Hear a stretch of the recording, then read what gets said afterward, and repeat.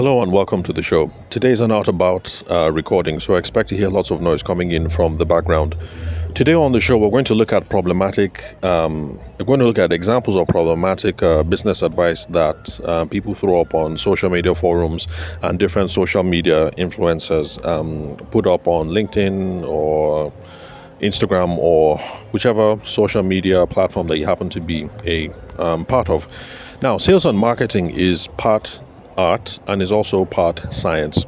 Now, when we say that sales and marketing is an art, what we mean by that is that it requires a certain level of flair, a certain level of creativity that you need to mix sales and marketing techniques to suit the context, to suit the client, or to suit the goal.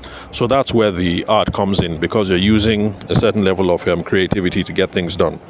Now, sales and marketing is also a science because there has been a very deliberate attempt to distill and try to figure out amongst different theories, different techniques, different elements of efficacy in sales and marketing, trying to figure out what works, what's practical, what's efficient. There's been lots of work that has been done to try and figure out all those sorts of things. And now the reason why people do this, not just in academia, but also in a much more practical sense, like everyday ordinary folks like you and I. The reason why we do this is because we want to make sure that sales and marketing practitioners can become effective at their job. So there's been plenty of academic focus over the decades to get the blueprint of what works for marketing communications professionals. For instance, there's a book that I have made reference to over here on the podcast, especially in the earlier episodes, and that's Advertising Concepts and Strategy. It was written in 1980 by Christopher Gilson and Harold W. Berkman. Now, the reason why I'm referring to this, not because it's a pivotal work of literature when it comes to these sorts of things, but it's just one of those examples of when I was a little boy crawling around the house and I came across part of my mother's stuff that was part of her academic curricula when she was doing her MBA back in Massachusetts. So the book is lying around. It's something that I've been exposed to from a very young age. Of course, I haven't finished reading the book because the book has always been there, and the book is as old as I am. So, I pick it up once in a while and read a chapter or two. I make reference to a couple of things, and then I put the book away. So, it's just an example of how there actually has been lots of scientific and academic research that is going into these sorts of things. So even if you're a young guppy like I am, at the very least, there's literature that goes back 40, 50, 60 years on these sorts of things. Now, if you listen to the Sales Historian podcast, the fellow who runs the podcast is able to come up with sales educational material from the 1800s and the 1900s. So, depending on how you're looking at things, from the 1800s up until now, you have work that is either decades old or hundreds of years old. Now, this is my point. My point is that there has been a deliberate effort for lots of years to try and figure out the art and the science of marketing communications. But unfortunately, there's a problem. Because the internet has democratized communications, every Tom, every Tracy, and every Tamuno thinks that they can spout wisdom over Facebook and Instagram and become the next guru. And but there's something that we ought to consider as marketing communications professionals. That's for those of us who are in sales and in marketing and advertising and all of that. This wisdom that Tom, Tracy, and Tamuno and everybody's putting out on the internet, is this wisdom? Is it tested? Is it tried? And is it true? So today I have some examples of this unhelpful wisdom that floats around over on the internet, and we're going to look at them and see and judge whether they are as cracked up as most people think that they are. So all these things, they look good, they sound plausible, but actually they are harmful to the business practitioner because it makes us ineffective when we're trying to do all our jobs as marketing communications pros, whether we're in sales or whether we're in marketing or advertising or public relation or whatever. So I've seen some stuff on Facebook recently and the fellow, this particular guru, was trying to give advice. Okay, well, a Nigerian guru, let me point that out. So this Nigerian guru was trying to give advice on how to remain top of mind and connect with your audience. So I'm going to read the whole thing, and then I'll give commentary on which parts of the advice are helpful, which parts are not helpful, and why we should be circumspect when we're looking at things on social media, especially as marketing comms professionals. So, okay, so this is what the person said. Okay, so she said that we should talk about our experiences while working with clients. Share stories about your successes and failures and what you learned from each experience. This will help potential clients see that you have the experience and expertise that they're looking for. So let me repeat what her advice was. Her advice: talk about your experience working with clients. Share stories about your successes and failures and what you learned from each experience. This will help potential clients see that you have the experience and expertise that they are looking for. Now, this one is good advice because case studies help to demonstrate the subject matter and to demonstrate expertise. They make you appear more credible. So that is a good piece of advice because it helps move the sales process along, and it's something that marketing professionals should be doing. And so this is one of those hit and miss examples where the person happens to say some stuff that is right, and then unfortunately some stuff that happens to be not so correct. And then the next bit of advice that she gives is this: talk about things that interest you or random thoughts. This could be anything. The goal is to show potential clients that you're a real person with interest and passion outside of work. Now let me repeat again what her next piece of advice was. Talk about things that interest you or random thoughts. This could be anything. The goal is to show potential clients that you're a real person with interests and passions outside of work. So the context is this: the guru, what she is saying. Sorry, forgive me, slip of tongue there. So what she is saying is this: that when you're putting up stuff on Facebook or Instagram or whatever, you should be putting up random stuff that shows your thoughts. And you shouldn't worry too much about it because the goal is you're trying to show potential clients that you are a real person and that you have other passions outside of work. Now, unfortunately, this is not good advice. The intent of this advice is good because this guru is trying to get you to show some the guru is trying to get you to establish rapport with your audience, and supposed to make you seem more likable. But the thing is, rapport is not established by talking about things randomly or being by your authentic self, but rapport is established when you show commonality, common areas between both of you. And this is achieved by talking about what your audience is interested in and what is relevant to them. So it's not about your random thoughts, because if your random thoughts don't connect to them, then you're not going to be generating any amount of rapport or commonality. So there are times that when you talk about things randomly on the internet, you connect to a couple of people, but then in that case, you're just being lucky and you haven't been deliberate about this. And of course, you know that we cannot build our businesses around luck. We need deliberate strategies to move our sales and marketing efforts forward. So you should be spending time on your social media, Facebook, LinkedIn, whatever it is, trying to figure out what both of you are interested in, what you are interested in, and what your audience is interested in, and then talking about those things instead of spouting random thoughts. If you share those things where there's a common interest and a common meeting point, then yes, you're going to be able to get some commonality and engender some good feelings between you and your audience. Now, let me give an example so I stop being theoretical here. I am an adult chess improver, but you guys don't like me because I talk about chess on my Twitter or random thoughts on chess that I put up on different profiles. In fact, while I was still on Twitter and I used to tweet lots of I had lots of random tweets about chess, it looked like my chess was being ignored by everyone else that I hoped to do business with. Instead, it was being engaged with by chess aficionados, the chess community on Twitter, and those are not the people that I hope to do business with. So this is just an example of how, if you're interested in something, knitting, sustainable, interested in the environment, interested in chess or whatever, and you start spouting off on these things randomly, it's an example about how It might not be helping your business, and in some cases it might be hurting your business because it's diluting the focus of your social media channels, and it's not attracting the right sort of people that you want to do the business with. So yes, I'm interested in chess, but I'm not going to start randomly talking about these sorts of things on the podcast or on social media, because that is not the focus. Then it also, okay, yes, she also has another suggestion here, and the suggestion is to share pictures and videos.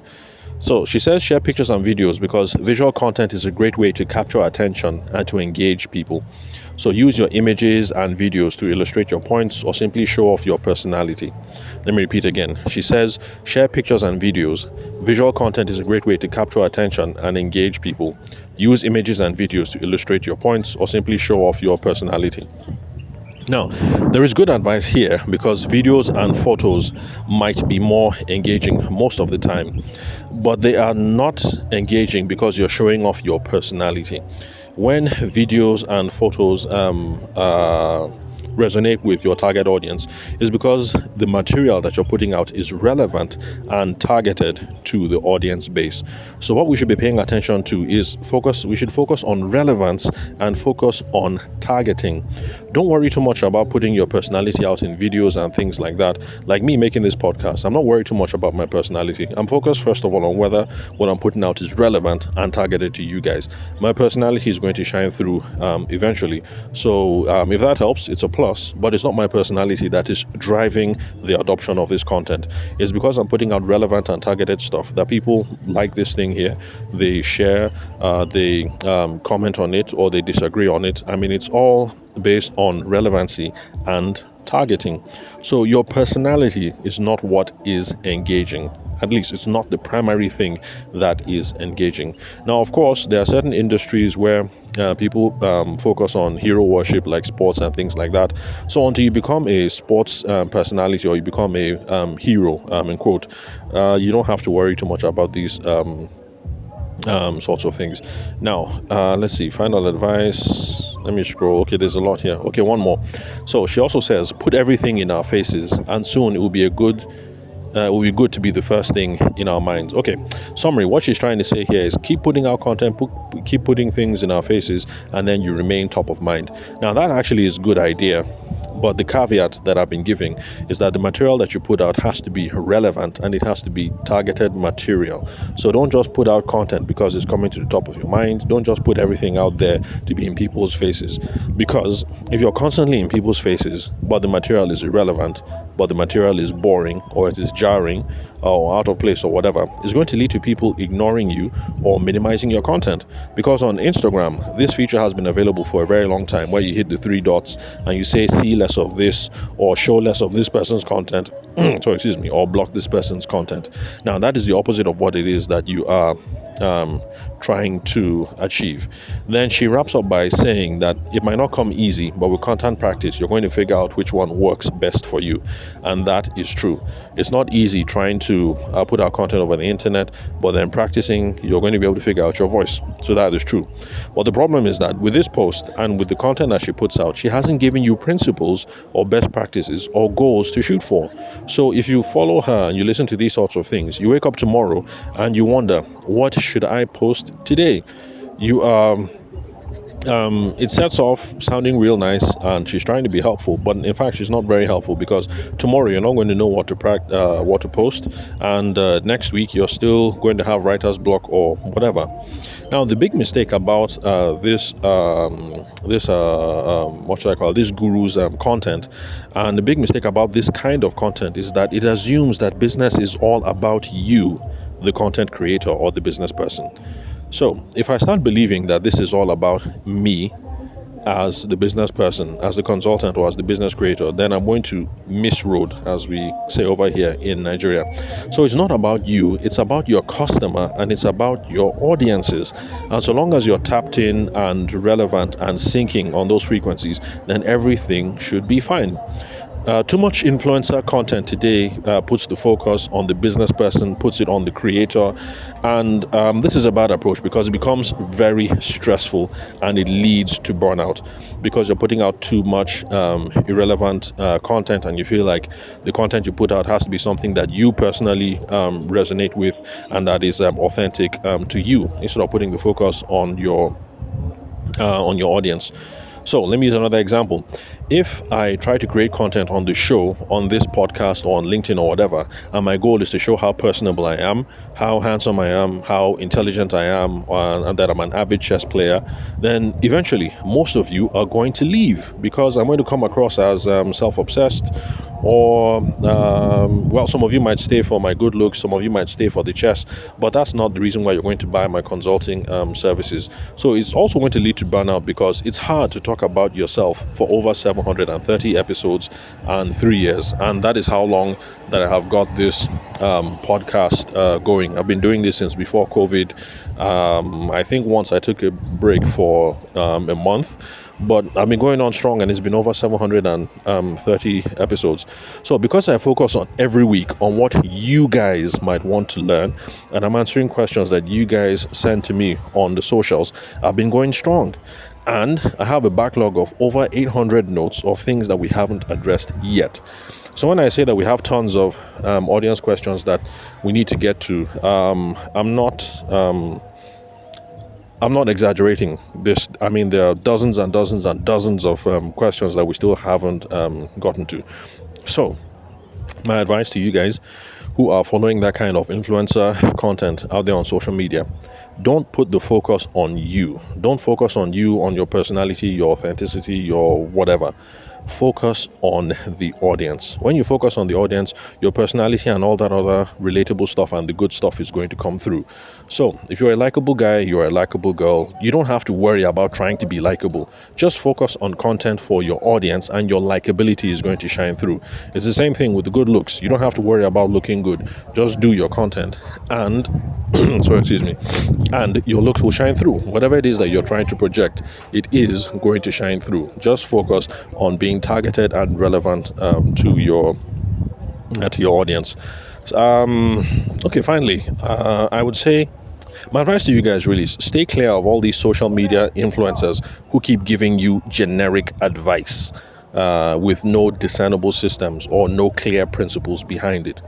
Now, there are some people who have systems and principles that I don't quite agree with, but at the very least, they have you thinking in a systemic, or rather, is it systemic or systematic? They have you thinking in a systematic manner, and those are modes of thinking and attitudes of thinking that are better suited for business growth. So all this fluffy social media advice sounds very good. Be authentic, be the real you, speak on the top of your, speak from your heart. This, blah, blah, blah. All that talk is really uplifting, and but this is something we need to consider. Think of all the business people that you admire, whether it's the Zuckerbergs of this world, or whether it's Mo Abudu or Aliko Dangote or whoever it is that you admire, whether in Nigeria or South Africa or America. And think about it. The people you admire did not build their business on all this fluff. They didn't wake up and then start thinking to their authentic self and calling out to the universe and manifesting this, and I mean that's not how they built their businesses. So stay clear of all this fluff for now. Focus on the systematic principled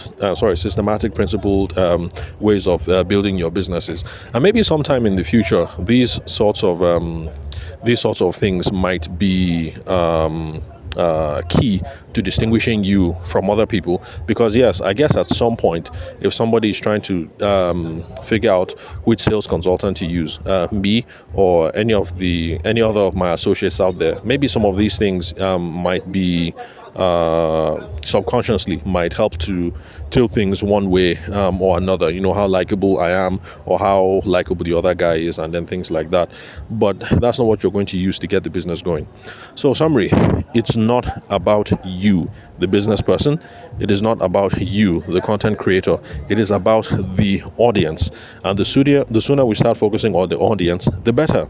And that is an easy way to avoid burnout. And that is why I've not been burnt out for over 730 episodes, because I'm always focusing on you guys. I'm always asking you guys, what do you think? When you guys, for those of you who do run into me in person and we have conversations, it's a feature on the podcast. Things that need to be clarified because of our conversations is featured on the podcast. Questions that you guys have, you send me DMs, is featured on the podcast. So because I'm focusing on what you guys want to learn. So don't focus on you, the business person. Don't focus on you, the content creator. Focus on your audience. So that's all, folks. And remember to connect with me on WhatsApp and Telegram. The number is 080-6466-2140. The country code is +234. That's for those of you who are hitting me up outside the shores of Nigeria. Also, remember to connect with me on LinkedIn. My name is Taveshima Ayede. You can also connect with me on any socials of your choice. Although I spend most of my time on LinkedIn, you can confirm the proper spelling of my name and email address on the website where you're listening to this episode, or the profile of the podcast app where you're currently listening to my voice. So thanks for your time and attention. I'll catch you guys at the next episode.